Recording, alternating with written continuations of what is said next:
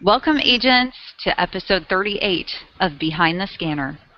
Your hosts for tonight are Daphne D. from Washington, D.C., and Jorge Pedrero from Mexico City. Our special guest tonight is Jessamyn Hodge from Boston. Welcome to the show. Hi. The Q&A tool is enabled for tonight's broadcast. Submit your questions throughout the show, and we'll ask as many as time allows. If you know someone who would be a great guest, please let us know by submitting their information to us at bit.ly/BTS_guest. Finally, you can watch past episodes and subscribe to our channel at youtube.com/behindthescanner. And now, Behind the Scanner.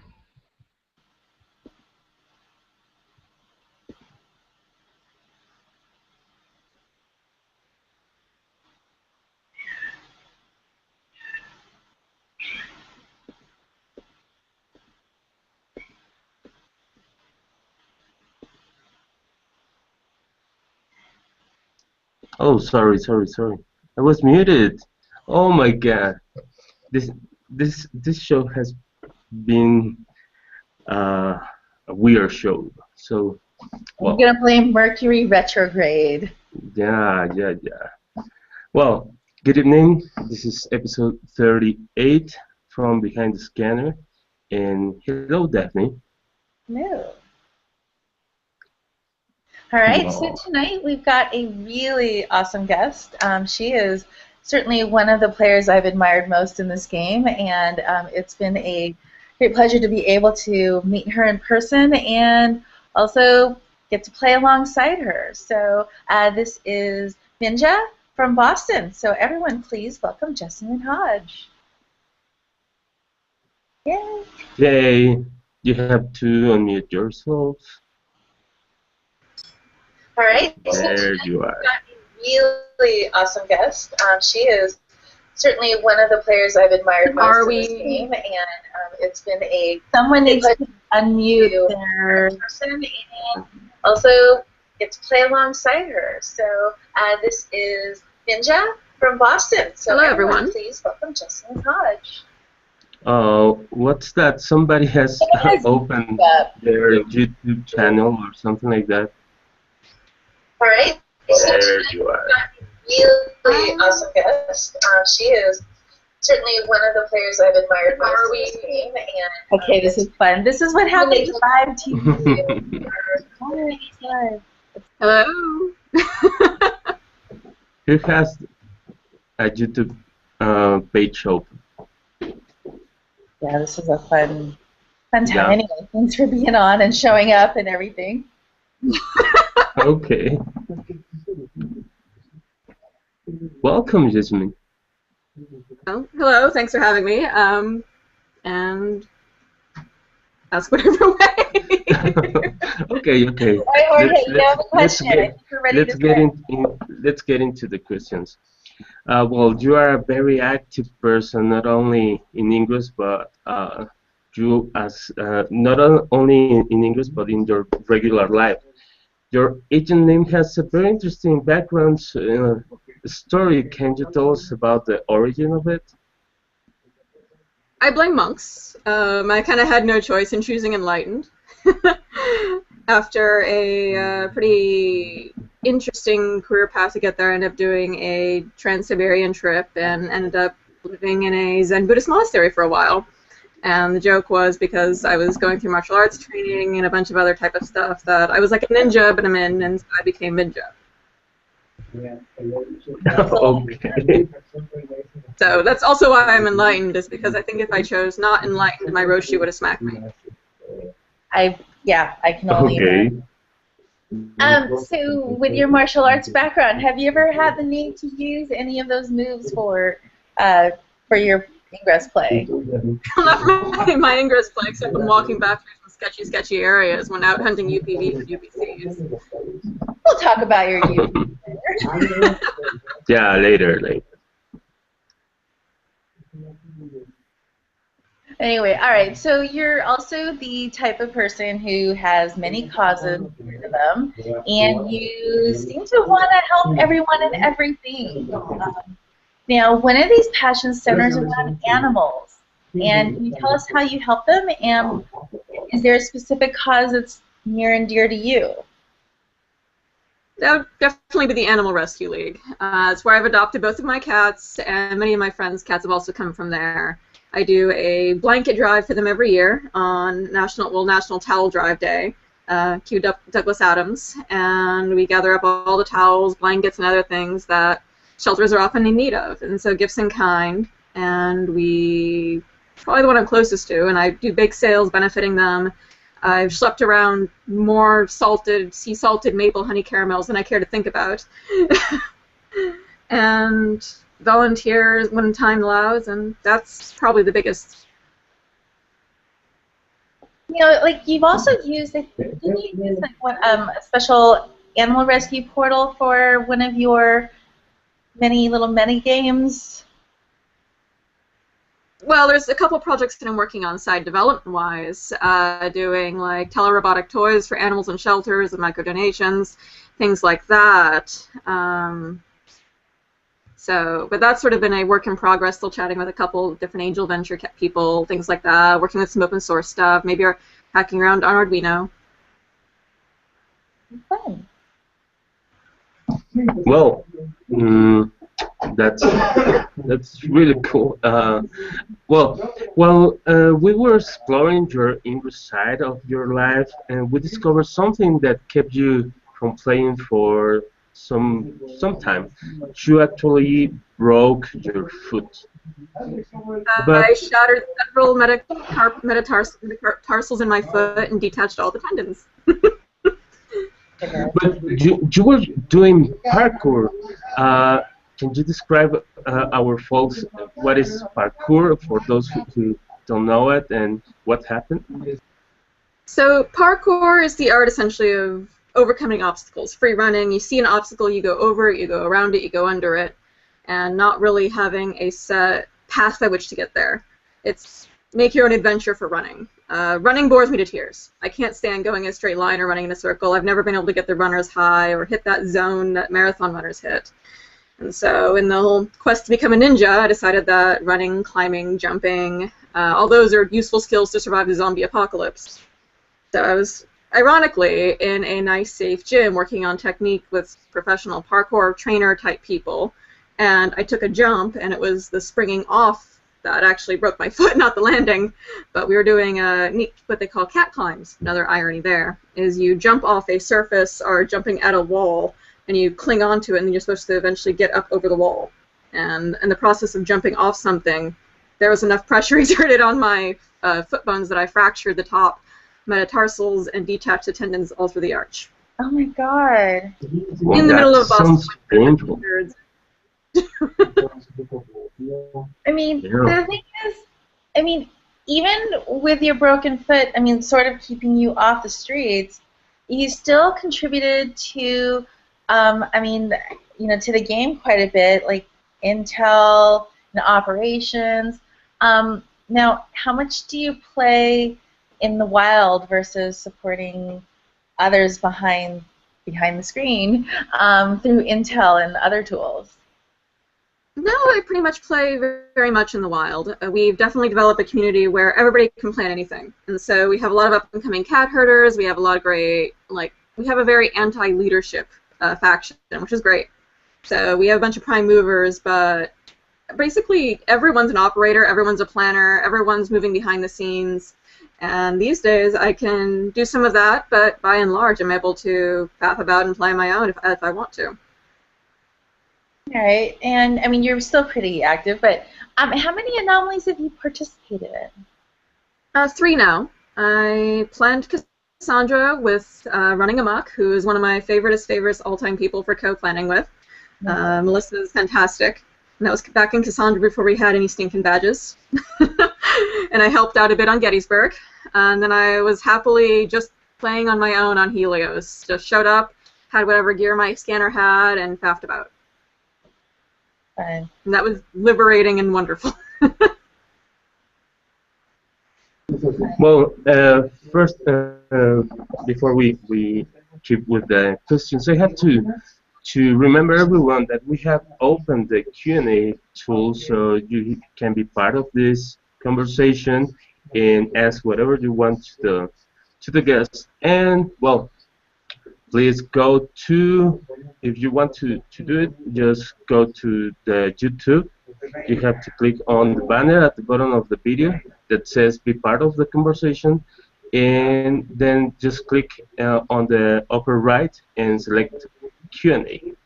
So, well, I'm really curious about your social engineer skills, as you call it, keeping the faction from being too serious.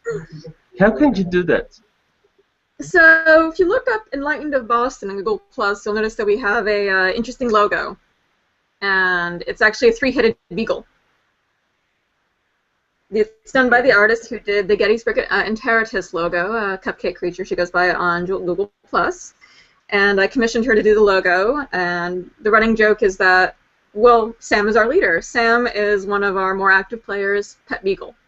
He's a very adorable dog, and whenever anybody asks who's our leader, we say Sam, because we have no leaders. We have a bunch of highly dedicated people who manage the intake of new players and linking them up with existing players, but none of us really lead.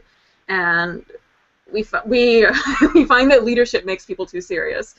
And other than that, it's ridiculous events, it's going on picnics, it's mobbing and doing operations that sometimes make absolutely no sense whatsoever but are fun. Sometimes they make sense, though. Okay.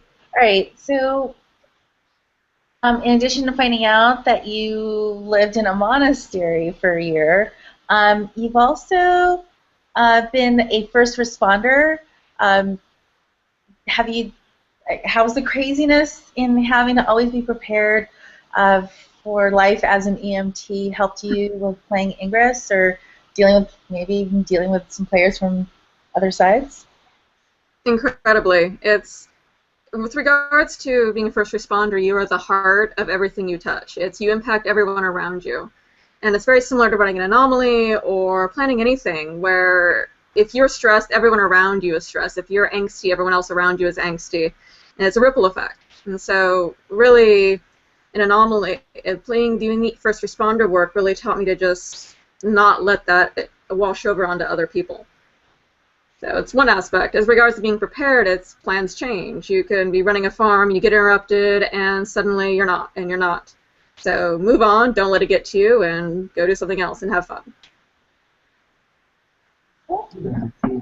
Well, okay. Well, can you define for us meta strategy? How do you apply that to English? Meta strategy are the mechanics of a game that aren't by the book. They're not the pressing the buttons on the scanner. They're the constructs outside of that. They're not the XMPs, they're not the farming, they are the psychological operations, the mentorship programs, the community development, and the soft skills that go into building a community.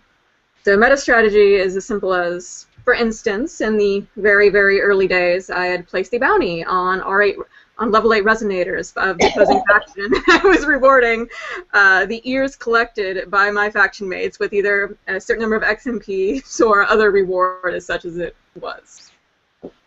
And so it wasn't the game itself is a go accomplish this thing and you know you need to, but the meta strategy on top of that is the establishing the beachheads, it's transit farms, it's all the constructs we layer on top of it to benefit the game. Wow. It's a very interesting playground over in Boston. So what would you say has been one of the most sustaining strategies that's still being implemented? I think transit farms work really well for us, especially in weather like we're having in New England right now, with snowbanks taller than I am, and driving's not safe, and transit farms means that we can get 20, 30 of us onto a bus, all chill out, and hack level 8 portals without having to be wet or walk around in the snow, which was a huge motivator for me last winter when I was on crutches. I bet. All right, so Echo. in addition to the meta strategy, we talked a little bit about the meta game, and you've had some screenshots posted of some really interesting accomplishments, like where I think one movement will create. I mean, sorry, you can elaborate a little bit more because you've done a lot of really cool things. Like was it like 99,999,000? Oh, the AP thing, yeah. No, it was just, there was a bunch of us who, Mark Clennerding, Mr. Green Gnome actually, pulled a bunch of us into a hangout a while ago. Thomas Vortex, I think Mech Angel, shouting out to all these people now, Ryan G, Johnny Prime, B Ward, to sort of everyone who at the time was like 60 million or above, just to say, hey, look, there's a bunch of us who are all crazy and nuts. And I said, well, I sort of had a goal to hit 100 million before the end of the year because arbitrary goals are part of the game.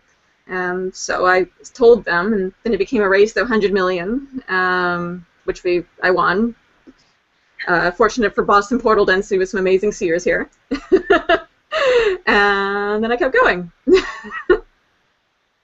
Unfortunately, double AP meant that I couldn't hit 100 on the nose. Vexes me to this day. Well, I think that the 999, I think, what's his name, Herman Cain would be pretty happy with that. All right, and I mean, you were in the pursuit of some badges, and I think one of the things we certainly had in common was the Platinum Explorer. So now there's possibly the Onyx Explorer. So how are you on that quest, and what's your current UPV? That and Pioneer are going to be my banes. Well, right now Linker's trying to kill me, but sadly my Explorer is only around 14,000. I have some overseas travel coming up soon, so I hope to fix some of that in Kyoto. You got that. What was it? Not jealous. Oh yes, you who've gone to Rome and other places? You know, the Italy part, that was, it was not very Ingress related. In fact, unfortunately, I was scheduled to do a nice hunting tour of Rome, but ended up spending time with the friend that I was with at the time. So. Anyway, all right. So how are we doing on, you ready, Jorge, for some viewer questions? Yeah, well, better if we ask Jessamyn if she's ready for those questions. Sure. Sure. Well, this is a classic question from our viewers. How did you first hear about Ingress? Kotaku article on November 15th. I started playing on November 16th or 17th, somewhere around there, very few days after I had my invite day one. So you are a very old agent here in Ingress. You could say that. I was like the 5th level 8 Enlightened player in New England. Been around a while, you could say. Wow. Well, which is the most dangerous portal, and what is the funnest portal you have been to or tried to go to? I'm not sure to qualify anything as really dangerous. I've perhaps wandered around in some sketchy areas late hours that I wasn't supposed to, but I don't really do mega fielding per se. I don't know how to drive a car, and so I've never felt like I would do mega fielding, so I haven't gone out to any crazy boat accessible frozen island portals. I think it's more my propensity for not being completely aware of situations and getting into dark alleyways in this pursuit of that last capture. Usually alone at 3 a.m. in cities. Okay, so no parkour for Ingress portals. Well, my favorite portal would be the Animal Rescue League, which is one I submitted. So always pushing the animal thing. I've lately been submitting a lot of portals. Well, I was submitting a lot of portals with mythological themes, and so I've been hunting down Pegasus, Lamassu, griffins, and everything like that, building up sort of the mythological animal queue, as it were. Oh. Okay, we have a question from Vladimir Stravkovic. I don't know if I pronounce it correctly. What is the biggest op you were a part of? That wasn't an anomaly. Anomalies are certainly large ops. Well, since I don't do fielding, it's a little different. I tend to play the ground game. So we've done Boston-wide ones. We haven't really spread out to other cities, I suppose. We've done mega farms, I guess, built like 300 P8s in a city, but you know that's easy enough to do these days. That was a number of years ago, or a year and a change ago. We did an awesome overnight during the big hack bonus of about a year ago, during the single-digit temperatures, Fahrenheit for our overseas viewers. And we built several P8 farms all along our perimeter roadways, like set them up overnight and left them there in the morning because nobody was going to break them down in the morning because it was single-digit temperatures, and you know, mashing a farm down in that temperature is kind of awful. I'm trying to think of any others. Sometimes I feel like Daphne has remembered more of my stories than I have. Really fascinating. Well, let me ask you a question, if you don't mind inserting. I think just a question though, with your, you know, your travels and your UPV hunting. What's been one of your most favorite, or at least one of your favorite places to go? Oh, I love Bologna. And it wasn't for all, there wasn't a huge density, but the Bologna resistance were amazing. It was awesome fun, just descending upon it being this lone enlightened player and smashing a hole in the middle of Bologna and having an amazing group of friendly resistance players all say, oh my god, you're an enlightened player, we want to meet you and say hello and come out drinking with us. So as far as, other than that, probably DC, because DC's always been amazing and welcoming, and it's wonderful to walk around for local. We're not required to interview you, but I'm glad to know that you had a good time. Well, we have also a question from Kelly Colton that she never lose any show from us. And what is your, well, two questions. Are you a tea or a coffee person? Neither. I don't do caffeine. So I actually, no chocolate, no tea, no caffeine. So I pretty much only drink juice and water. So it has very ill effects upon me, and so I'm naturally wired to my own volition. So Kelly also wants to know, what is your Starbucks order? I don't go to Starbucks. You've been inside one, if I recall correctly. I've been inside. I think maybe use their plugs. Okay, fine. I get a pastry because you know I'm food. Yes, they do, indeed. All right, and then Jose Antonio Reyes also wanted to ask, with the beverages, beer, if you don't do More of a wine and cocktail girl. Beer tends to make me sneeze like a poodle hit with a whoopee cushion. Right. Well, it's very entertaining. Beer's like the XM from all the players in Ingress. So what was that? Excuse me? That beer is like the XM for every Ingress player. Not me. I guess I'm running on dark matter. Okay. Well, we have a last question from Heron Dong. Which is the Onyx badge that is the most difficult to you? And which badge is the most valuable for you? That's a good question. Is Seer still in the contesting? That one just sounds impossible to me. Where are you on Seer? Only like 151. I have a lot in the queue, but we'll see. Yeah, no. Among the usual, the Seer list is really terrifying to me, if only because of all the research and submitting. When I was going through a Seer bender, I ended up rating the American Institute of Archaeology book on Boston and researching all different buildings architecture and architectural details, all that stuff. After that, difficult-wise, Probably Onyx Pioneer to me. It just requires more time and dedication going outside my usual haunts, as well as having the gear to go do so. Yeah, okay, I can imagine. So, oh gosh, I actually had a really interesting earlier, but all right.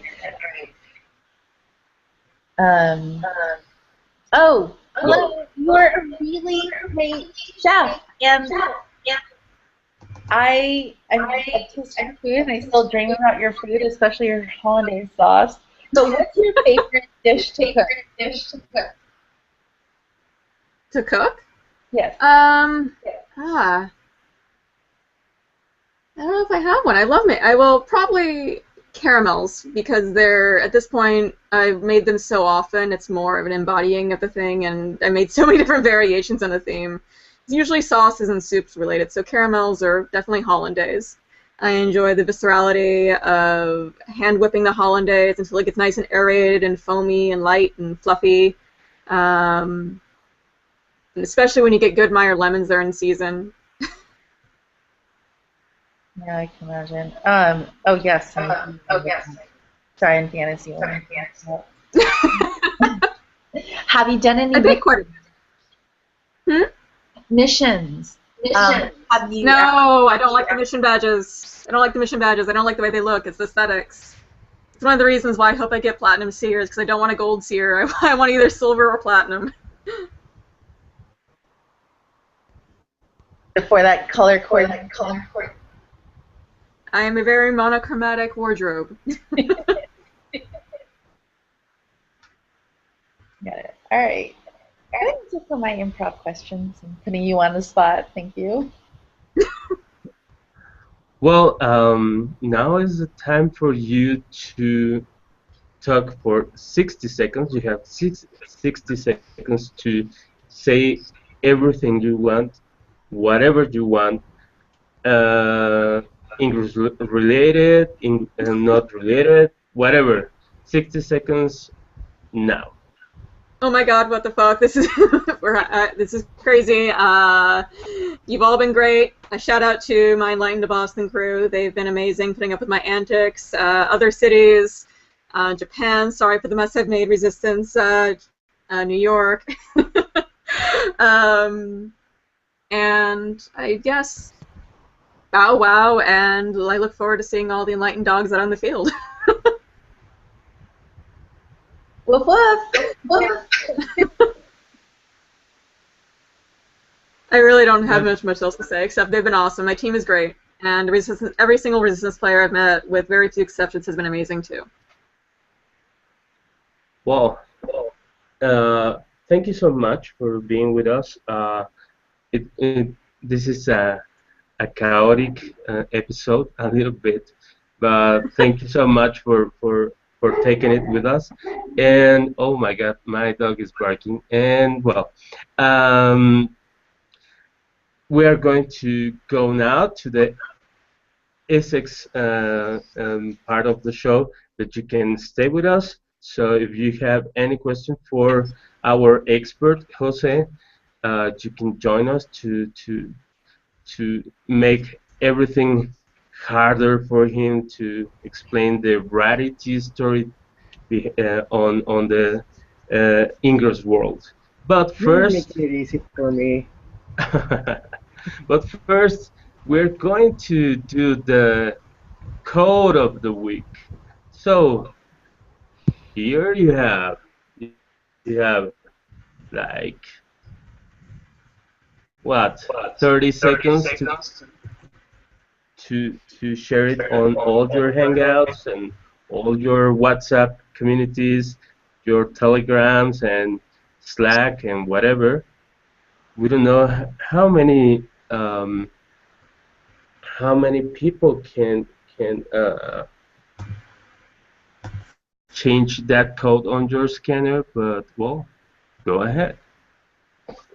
Andrew style. They may be good for 20, they may be good for 50, 100 redemptions. You look just like Andrew. Just like him. Oh my God. In fact, you must be Andrew without the beard. I can do the beard thing. Are you using Google Docs? Nice. Oh my God, the Google fix. Beer.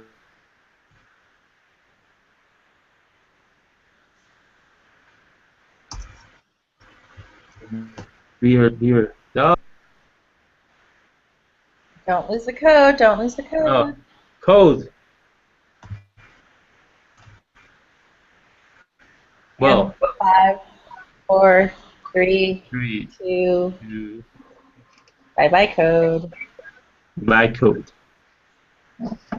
So, can you introduce our specialist, Daphne, Yes. please? So once again, happy to introduce Jorge. No, not Jorge. Jose Antonio Reyes coming here from Lima, Peru, and giving us the update for this week.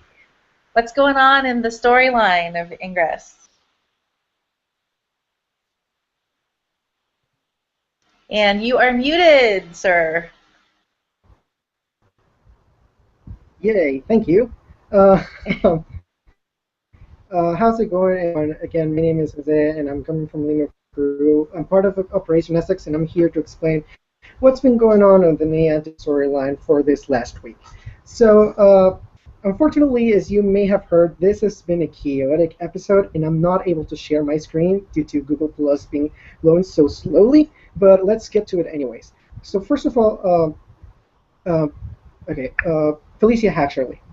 Our most important update for these couple of weeks has been Felicia Hatcherley, and she has been posting a series of updates and a series of stories, telling us what's been going on with Deborah and Hubert Farlow. If you may, if you read the posts that are on the Niantic project, you may have known that some of these episodes were released last week, and some of these like short story snippets were released this week. But Felicia has compiled all of them in just one blog post. So if you go to exotic-matters.blogspot.com, you will be able to find all the blog posts just concatenated in one single blog post for you to read. So it will be pretty easy for you to follow along the story and what's been going on with Deborah and Hubert Farlow. I don't want to spoil you the story, but it's pretty interesting. There's some turnarounds you may not expect. There is something I want to mention, which was quite important in the story. And 855 and Henry Bowles were both united in working to save Deborah and Farlow. So this is an unexpected turnout because Agent 855 was believed to be dead.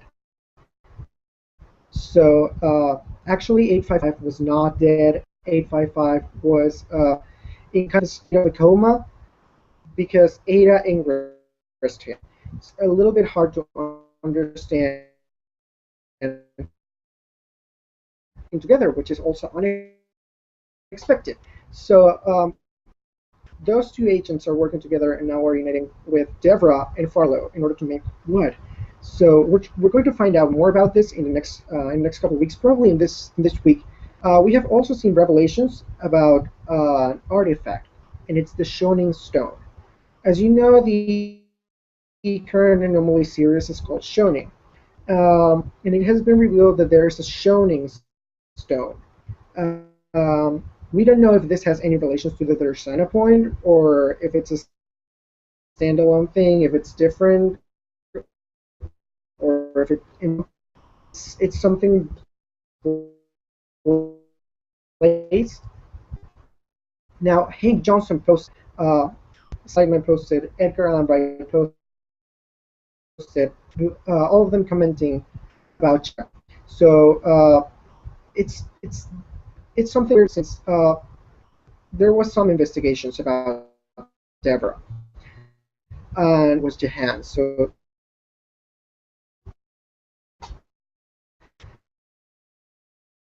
student. Probably from that side, she learned about the anti-Magnus or XM. She analyzed more than she could see in Deborah. It's something that we still need to try and understand. Things have been coming out so quickly that right now the discussions in Essex are pretty much going super fast since we're moving from here to there again and again and again. The story, I believe there will be more updates outside. Follow her on Google Plus. It's Felicia Hasharli. In order to make sure to follow all the updates that have been going on this week, all the future updates, to get notifications of them, make sure to follow the Niantic project on Google Plus. It's just Niantic project. It's a page. Just as a reminder, if you start to get involved with the storyline and try to read the post in Niantic project and like have a slight speculation or an idea, just post it in the comments. This has been a long tradition, but all agents that comment on the Niantic project posts with something relevant and some speculations and continue with the conversation that's going on in the same post, in the same thread. People who comment over there will get a passcode. So that's a pretty good opportunity for you to get a passcode with some items. I don't know what they contain. I don't know what they may contain. It's always random, and it's always up to VeritySeek, who is the person who is sending out this passcode. If you want to get involved, make sure to read everything that's been going on the Niantic project Google Plus page. Make sure to follow us on OperationEssex.org. And also, just try to get a little bit involved. We're always here to help. If you have any questions about Operation Essex, about investigation, about the storyline, make sure to let me know right now, later on. There's for my profile over there. Sorry, my face was off. But yeah, just feel free to drop me a line. If you have any questions right now about the storyline, about the impact that we've had from last week, the changes that we've had, I'm open to questions if there are any.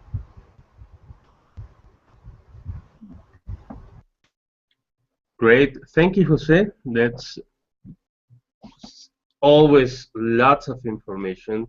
It's awesome you can handle everything. But yeah, remember that you can use also the Q&A tool to ask Jose for some things. He's going to be, well, he's going to be in every show with us, and so you can just tag him on the question on the Q&A, so he can answer in his section the whatever you are asking about the story, the recent story, maybe I don't know, old story also. So Jose will be pleased to answer, right, Jose? Yeah, that's right. And if you have any questions at all, if you want to get more involved, OperationEssex.org is the place for you to go. It's OperationEssex.org. The link is also on my lower third. So OperationEssex.org, there's a Google Plus community over there. Feel free to join. Feel free to comment, post your questions. Questions are pretty important for storyline decoding. So the problem with the Niantic storyline is that it's a bit cryptic. So for us, it is hard to understand it and try to decode everything like in our own. So we always try to seek as much help as we can. If you ever happen to have any contact, and it's with like an NPC, like let's say Clue, Richard Loeb, any character on the storyline, and you find something cryptic, Operation Essex is the place for you to go. We will be able to give you a hand with that. We'll be able to decrypt that information, and we'll try to see what's going on in the storyline and how can that impact even gameplay. Because let's say, as an example, during the Helios Anomaly series, Deborah's virus and Deborah Bogdanovich portal virus was the thing that changed the decay time in portals. So the storyline is pretty tied to the game. Just remind that we don't know what the Shonen Stone is. We don't know what the Zero Stone is yet. We'll try and decode, try and speculate about it, but only time will tell. And let's hope that by the time those definitions arrive to us, it's not too late. Jose, thank you so much for being here, and I mean, yeah, just being such a great storyteller and whatnot. Look forward to, yeah, finding out more about the story next week, whether it's you or another member of Operation Essex. But now, speaking of next week, it is Valentine's week, and we're going to have a special show interviewing Ingress couples, and you know, hey, we've got some cross-faction love, some same-faction love, and some switching faction love, and a lot of really interesting stories. So if you or anyone you know happen to meet their significant other through Ingress, let us know, and yeah, we'd love to possibly have them on the show. You can send us a note at bit.ly/BTS_guest, or you can also contact any of us directly. And there's some really great stories out there so far, and would love to hear more. So please let us know and tune in next week. All right. So in the meantime, have a great one and happy hacking. Happy hacking, everyone. Thank you. Thank you for our guest. Bye-bye.